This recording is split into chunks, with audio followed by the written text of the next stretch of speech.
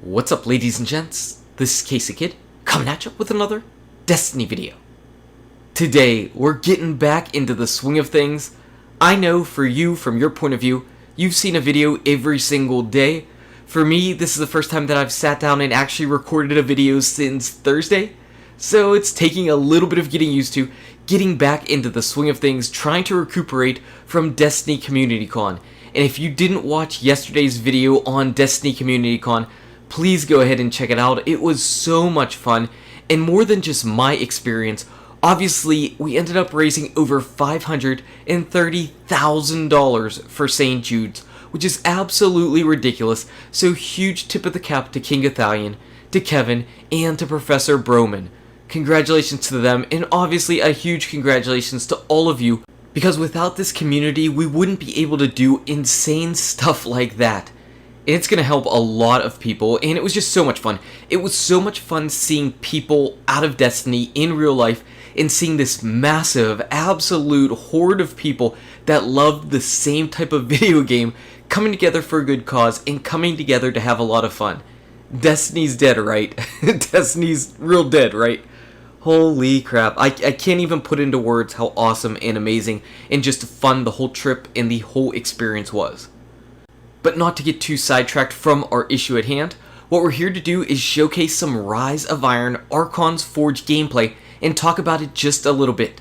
This footage is from Game Informer. They ended up putting up this 10-minute video on their website, and yes, it's the footage that you're going to see here, but it actually includes an interview with their game and game design world artists, so you should definitely go over to Game Informer, check out that video, and listen directly to what they're saying, because they're giving you some clues and some hints, and inside the video footage you can see that there are some little tidbits of information that we can just gather and glean about what we're going to be experiencing in the Archon's Forge. And I just want to talk about that a little bit as we watch some of the cool footage in the background.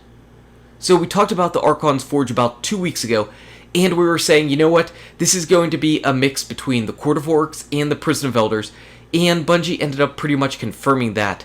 Their general goal for this is to go in and fight things and smash things and have quicker visceral encounters where it's not so much about the mechanics of the boss fight, but more about just smashing enemies and getting in and destroying the devil splicers and then walking away with a little bit of loot. But that doesn't mean it's just going to be easy. It's not like it's just going to be a walk in the park. No, there's definitely going to be encounters that are challenging, and whenever you go and offer up your Siva offering, depending on what type of offering you have and the quality and refinement of it, that can determine what type of boss fight you're actually going to fight. And what it is it's a little bit of a horde mode where you have to clear out all of the enemies, including the boss, in a given time frame. And they ended up saying that the maximum time frame is 5 minutes. So I would assume that all of your encounters are typically going to be under 5 minutes, unless you're going into the hardest tier of difficulty and you're just taking to the maximum and potentially failing. Other than that, it sounds like you should be able to do just these Archon's Forge missions in a handful of minutes. So that's a pretty good thing. It means that you don't have to put a lot of time investment into things, which is nice, because you've got other time investment places to put in Destiny.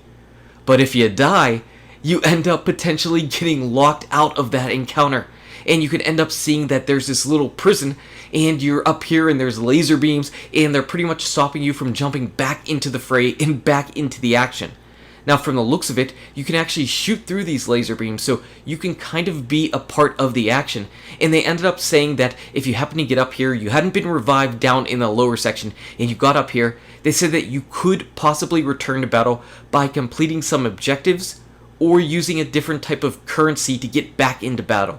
What that currency is, we don't know. We don't know, they didn't mention it, I have no idea what it is. It could be anything from Glimmer, to legendary marks, to planetary materials, to something brand spanking new that we haven't seen in Destiny just yet. And honestly, that's actually my choice. I'm guessing that it's going to be something brand new. Something Siva related, some type of Siva essence that you end up using and diffusing the laser beams and getting back into battle. Just my guess, not confirmed at all. But have no fear, even if you can't get back into battle, if you've got a monster down there, a PvE monster that can finish off the battle, you will all get rewarded. So yeah, Hope you're running with somebody good, because then you'll be able to get the loot. And they did say it is Archon Forge specific loot. What that will be, we don't know. They didn't mention about weapons or armor or ghosts or class items. It could be some of those, it could be all of those. What I'm hoping is that it's good. All I hope is that it's good. They also didn't mention if it was going to be endgame light relevant. They didn't mention anything about that. My guess is that there are going to be some things that are endgame light relevant, because they will want to have the Archon's Forge pretty much not become useless instantly. And that's going to be the really tricky thing. We've seen it in the Court of Orcs, and we've seen it in the Prison of Elders and Challenge of Elders. People want to do these things if the rewards are worthwhile. Now honestly, you end up getting the Archon's Forge to open up after you complete the story missions in the Rise of Iron. After that, that might not be a bad place to go in and start trying to grind for your high light level gear if you're getting ready to go ahead and do the raid on Friday. You're going to need places that you can get endgame gear and endgame quality gear, and this might be the place to go to just get that. We don't know just yet, but whenever the Taken King came out, the Court of Orcs was pretty good for getting you a ton of Engrams and dropping a ton of blues, and blues ended up decrypting into light levels that you could end up using as infusion fuel for some of your other gear. And if the Archon's Forge is dropping weapons that are new and potentially powerful, again, hopefully powerful, then this could be a good way and a good place for people to experience brand new content and still get their character raised up as far as the light level they need to be for the Rise of Iron, the Wrath of the Machine raid on Friday, because that's only just a few days away. And I am crossing my fingers and hoping that this Archon's Forge loot is worthwhile. Because, yes, this encounter may be cool, this space may be cool, but the only thing that's going to get players coming back and playing this over and over and over again as the life cycle of the Rise of Iron goes on is if that loot is worthwhile. Because the encounters can be fun, but if players aren't getting something that's going to help their character progress into the game, they're going to pass on that activity and instead do other activities that are actually going to help them get to the light level that they need to be and get to the light level that they actually want to be. So I'm really crossing my fingers here. I'd really like to have some other awesome PvE type modes that are fun to go back into and play over and over and over again. Yes, we've got the raid. Yes, we've got strikes. And of course you can do patrols. But there's not that other thing that people can really just jump into and just get that sense of just crushing enemies, which is what this is supposed to be all about. This is supposed to be all about just going in and crushing enemies and feeling powerful, and that's what I want. I definitely want that to go on in Destiny, because what typically happens is after you run through the raid, after you've done the strikes, after you've done your Nightfall, people start to gravitate towards Crucible in the Trials of Osiris.